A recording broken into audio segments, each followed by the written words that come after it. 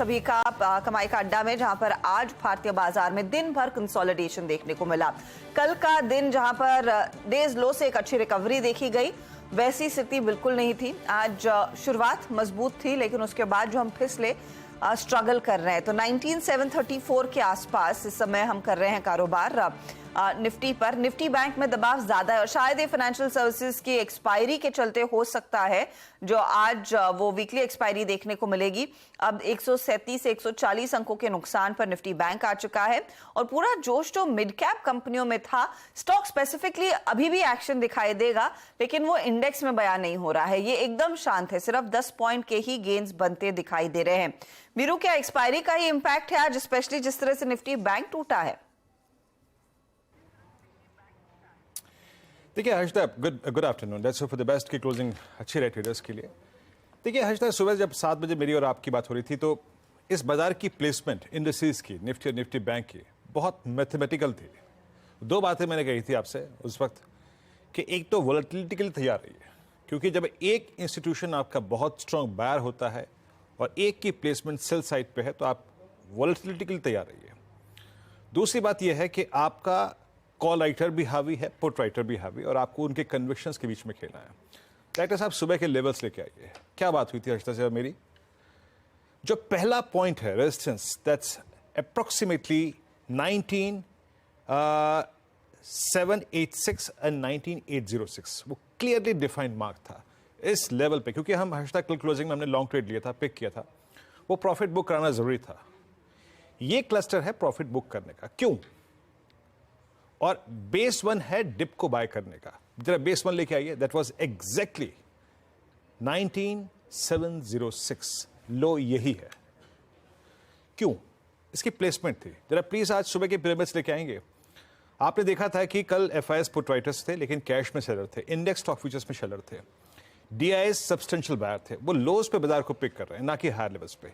ये placement clearly एक verdict थी कि आज का ट्रेड जोन यही रहेगा। On the higher side exit zone है आपका 19,800 और ट्रेड को पिक करने का जोन है on the long side it's 19,700। Harshada, अब तक वही हुआ। आपने बुक किया हायर लेवल्स पे, दैट्स गुड। आपने लोअर लेवल से पिक किया, वो भी अच्छा ट्रेड था। मैं हर्षदा इस वक्त कोई ट्रेड रिकमेंड नहीं करूंगा, क्योंकि अब एक अच्छा प्रॉफिट बुकिंग का जोन जा चुका है और एक अच्छा लॉन्ग ट्रेड पिक करने का जोन जा चुका है निफ्टी पे। अब हमें अगले 1 घंटे में देखना यह है कि ये हमको दोबारा एक dip towards that again base one, क्या 19,706 और 19,677 देता है कि नहीं देता है। मैं आपको कुछ आंकड़े दिखाता हूं, आपके स्क्रीन पे आएंगे। इस वक्त का डेवलपमेंट क्या है? देखिए, ट्रेड में तभी कूदना है जब आपको लेवल्स मिले, एल्स लिव इट। सुबह प्रॉफिट बुकिंग का जोन अच्छा था, लगभग आप समझ लीजिएगा कि 1 बजे के आसपास, नहीं 12:41 के आसपास एक डिप आया टुवर्ड्स 19,706। आपकी प्लेसमेंट क्या कह रही है? आपकी प्लेसमेंट ये कह रही है कि जो 19,800 का कॉल राइटर है, उसका कन्वर्शन अब चरम पे है हर्षदा।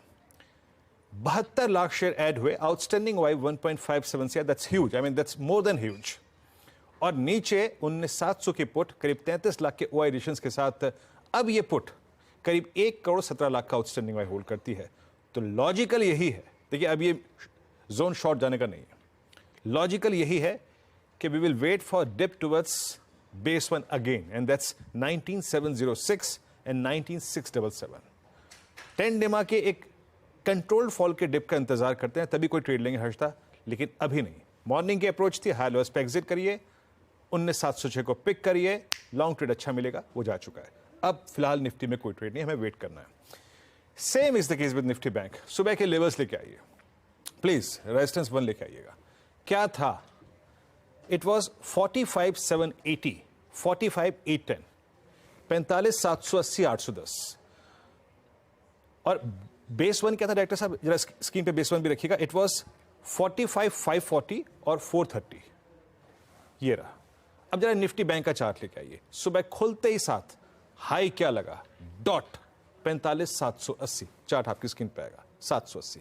डिप आया 12:41 पे, लो क्या था? एग्जैक्टली 45,460।